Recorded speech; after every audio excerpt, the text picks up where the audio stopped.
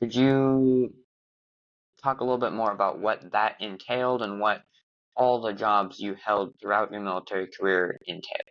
Oh, wow. All the jobs I've held. Anyone that's spent any amount of time in the military will tell you you will have a great many jobs. Even if you're in for just a year or two, the Army will find additional duties to give you and everything else.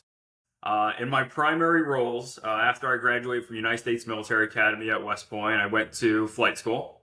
And after my time in flight school, I went to Fort Carson, Colorado. And the first job that most new lieutenants have is that of a platoon leader. So I was in charge of a small group of officers and non-commissioned officers and enlisted individuals. Um, a platoon the is the is the next level echelon of a company, right? We have teams, we have squads, and we have platoons. I was that platoon leader, which meant that I was the highest ranking for the platoon and the least experienced. Um, and that is why our non-commissioned officer NCO Corps is so great in the Army, because they paired me with one of the most experienced people there, and I also had warrant officers as well. That's something that there's plenty of in the aviation world, especially with the Army. And they all guided me on, yeah, Lieutenant, you think you're doing that, but this is really the way you should do it. So I did the platoon leader job for a while. I then became something known as an S1 or adjutant in the Army. And that means I was in charge of a couple different things, mostly personnel.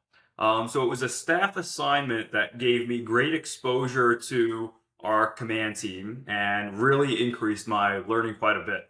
I went from that person that was always thinking about how I needed to defend my small unit in that platoon to someone that had to start looking at that bigger picture a little more, realizing that not everyone woke up every day thinking, oh, how can I mess with Gerald and his unit today? So I did that job. And then I was lucky enough to become the executive officer for a company, which meant I was second in command of it. I did some time in Afghanistan for Operation Enduring Freedom in the regional command south of Afghanistan, and love that job. There's nothing like being able to deploy as an Apache pilot because you finally get to do your job in a different way. It's one thing when you're always training to do your job, but in combat arms, when you finally get to deploy, you're actively doing them. That's not something that everyone will get the opportunity to do in some cases, depending on the state of our country and how deployments will work and what cycles everything one will find themselves through. But it was something I was fortunate to do, and I did it with the best soldiers that anyone can ever ask for. It was the soldiers and officers that were with me that really made that possible, and had a great time doing all of that.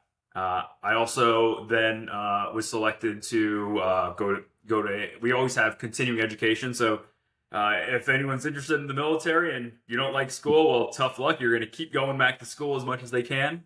And so I went to a command course, and following that, while actually I was in the command course, I was interviewed for a couple different commands. I was at that fortune, and finally I was able to actually take on the call sign of Firebird Zero Six as the commander of the largest attack company in the world, that being the Firebirds and Flight School. So I got to do that for some time as well. That was probably a pinnacle of my career in a lot of cases. And we can get into that more if you want later. But again, the immense responsibility that the Army gives our very junior citizens is tremendous to me, and I've seen it time and time again through all services. I was I was in charge of such a sacred mission at different points in my career when I was in my 20s. I talk to people that are managers of different companies and stuff. And I had 136 people under my command. I see people that have just 12 people in their leadership roles when they're in their 40s or so, and it's like, yeah, it just doesn't compare. But I loved every moment of it. And again, even from there, I kept going on doing a bunch of things. I was a strategist in the Army as well, but again, nothing like it.